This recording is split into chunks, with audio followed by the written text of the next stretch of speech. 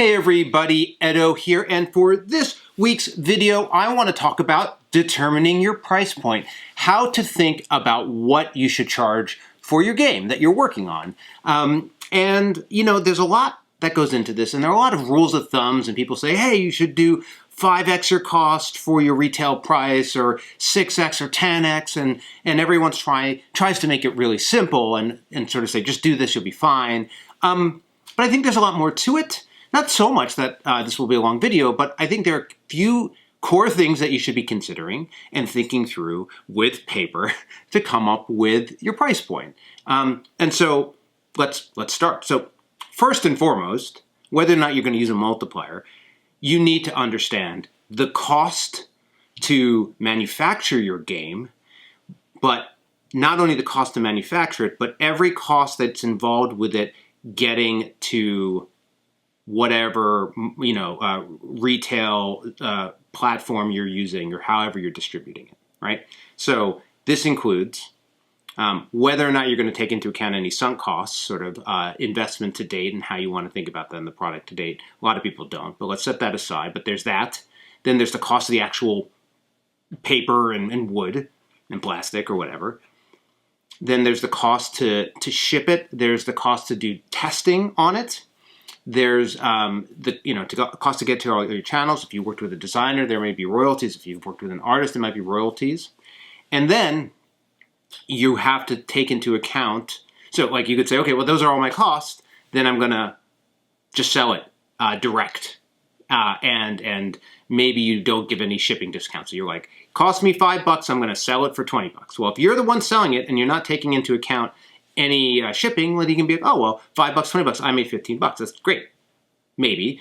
Even take into account, though, that there might be a charge for your Stripe fee or your credit card transaction. So just to like go through them all. But if you're you're selling on Amazon, that's different than if you're selling through distribution, like selling to ACD or PhD or whoever. Or if you're working with a consolidator like Flat River, or these what are the other ones? I'm blanking, but like a partner who's warehousing your product. Warehouse is another cost that you want to take into account, and you even might want to take into account what sort of tax implications there are. Essentially, you're really just driving down to like, how much money, or what's the net profit? Like, what money we're going to make by selling this? And it's just so important to understand all those costs and considerations. Now, some of them you can pull out. In some ways, you can simplify it. But understanding that cost and the margin per unit is just such a huge deal. And what's important to understand is that it's not always the same. You're like, well, I'll have some on my web store, and I'm going to do some on Amazon. I'm going to do some here. Like, you might be doing it variety. What's the main way you sell you're going to sell? And what do those numbers look like? And you just want to make sure that you have a healthy understanding of what you're going to make per project. And it doesn't always have to be the same. There are some games that I have lower margin in at Pencilverse Games. There are some games that I have higher margin in. And it's all part of the consideration. But just understanding every step of the cost, where every dollar goes, is a huge part of it. The next, and other thing to also think about in that regard is maybe, sometimes you do the math on the assumption you sell all of it, but you might want to think about what those numbers look like if you don't sell every single copy, because, sometimes you don't do that. So understanding how you're budgeting and what your assumptions are is really important, because maybe it's worth charging an extra $5 and understanding you might, whether you think that'll impact your sales volume. So, and we'll get to that in a second, but because there's a little bit of like what price point, what volume you think you're going to move. But I want to go to what your distribution is, what platforms, how you're selling. Are you selling into retail? Are you selling just from your web store? What does your distribution look like, and what are the costs associated with it? Because that's going to be one of the core drivers. If you are selling to distribution at 40% of MSRP, that's a huge deal. That means 60% of the value you're not getting. It doesn't count for you. It counts for everybody else. The store gets money. The distributor gets money. you're getting a smaller and smaller cut. And so you really want to understand what platforms at what and what amount. This also takes into account crowdsourcing, right? What price am I charging my backers? And then how does that relate to the final price? Because you oftentimes Kickstarter campaigns or crowdfunding campaigns aren't at the same price as retail, and sometimes people want to give a sense of a discount. Well, you need to think of the final price to then know what your discount's going to be. Also, just as a note, when you start working with these different distribution chains, you lose control to a degree. So you might find that Amazon is selling a product for cheaper, or you've gotten picked up by Miniature Market where they're selling like at distribution prices. There's like map policies and all things you can do, but like it's understanding how that relates to your distribution choices and your retail platforms, or the places where you sell, and how that might be impacted with crowdfunding is a really big deal. Okay, but so that's sort of understanding the money you get in.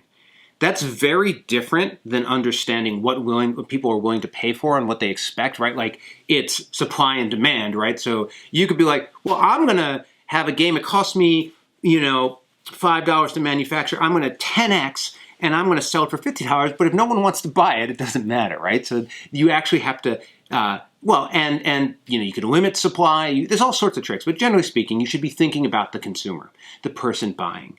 And there's a couple ways to do that. One way is to look at the market. Set aside a player for a second. Look at the market and say, well, what kind of game am I making? What genre? Is it a party game? Is it a gateway game? Is it like a miniature huge box that is like Gloomhaven? What does it relate to in the market? What are similar games? What are games that people would say, oh, that's like this, or I like that? You should be doing this anyway to know like who you're going to market to and who you're going to be talking to. But what are comparables in the marketplace, and what do they cost? Make a spreadsheet. Here are the top 10 games. Go to people who like these games are going to like my game and think it fits that genre. How much do those games cost? How much are people spending? How popular are they? That is going to meaningfully help you understand how you're going to position yourself. You could say, well, yeah, that's like that, but we're doing cooler minis, or yeah, buts are fine. Do yeah, buts. But just do them understanding where you're coming from and why. Why you think your game is worth $10 more than the game that plays exactly like your game, same number of players, same amount of time, same thing. Like, why suddenly is somebody going to be $10 more for you? And the answer could be right. Like, you actually could be like, oh, because X, because Y. That's fine. But understand it. Similar but different is the player experience and expectation. The dollar, the value proposition for the person buying. And that oftentimes comes to how big is the box? What's the quality of components? What am I getting? I bought this thing and I'm going to open it. And you can look at market comps, but you can also sort of like talk to people, talk to players, think about it yourself. Like, hey, here's $30. I'm going to go get 3 other $30 games. Open up. This feels like I'm selling a deck of cards for $45. Maybe that doesn't make sense, right? Or actually, boy, this box is like super dense and packed. But I was thinking about $20, but all these other games, they're like at 35 or 40, maybe 35 or 40 is right. So really like sort of, oh, but this has miniatures, this doesn't, what's in it, what's the quality? Understanding those expectations are hugely important. Thinking about it from the player, how the player is comparing it to other games and how the player is comparing it to what they're getting. Also, how much time, a short game, the amount of play hours I feel like I'm going to get from the game has an impact there. So I think those are key things to consider. While you're considering all those things, while you're thinking through that, talking with partners, publishers, folks in the industry, all of the above is super useful. Just don't take anyone's answer to be right. Like, everyone has their own perspective. Everyone has their own products. Everyone has their own dynamics. I think it is super dangerous when somebody says, here's how I do it, and I have this, gigantic company that has all these different leverages versus like, oh, you're an individual, you only have one person. This game's this is your first game, that's their 50th game. All those things are relevant. So what is good though is read material online. Talk to partners. If you have distributors, talk to them. Get their opinion. Show them the product. Engage with them. Engage with other folks. Engage with the consumer. It's not market testing, but go to your store and ask people what they think it would cost. Because that'll give you that player side. Or reaching out to public. Again, like gathering all those perspectives and opinions isn't about saying, oh, I'm just going to go with what that person says, but it's about creating a matrix of information or a mosaic that then is helping to inform your decision. And so the last little bit of all this is just do it before you set your price. Like the last thing you want to do is have a price point and not do the math, not think about all the details, and sort of back into a problem where you realize you didn't make any money, or you're losing money, or you can't so think through that. And it goes a long way. And again, don't be afraid to do things different. Pencil First Games, we both have retail partnerships and with distribution, but we also do web store sales and Kickstarter, obviously. But we also have products that we actively decided not to put into retail and are only available from us. And it's much lower volume, but much higher cuts, right? And that was part of the consideration. So I think there's all sorts of dynamic choices you can make, and as you're filling out and thinking about your business, but just be really thoughtful about understanding your costs and how the margins work.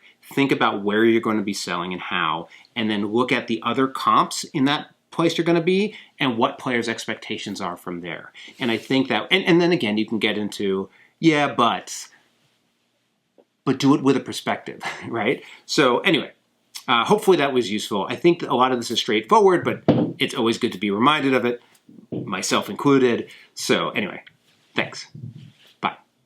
Hey everybody, Edo here, and thanks for watching Gaming with Edo. Reviews over here on this playlist, League and Insider videos over here on this one. Subscribe, share, all that good stuff. But most importantly, play some great games.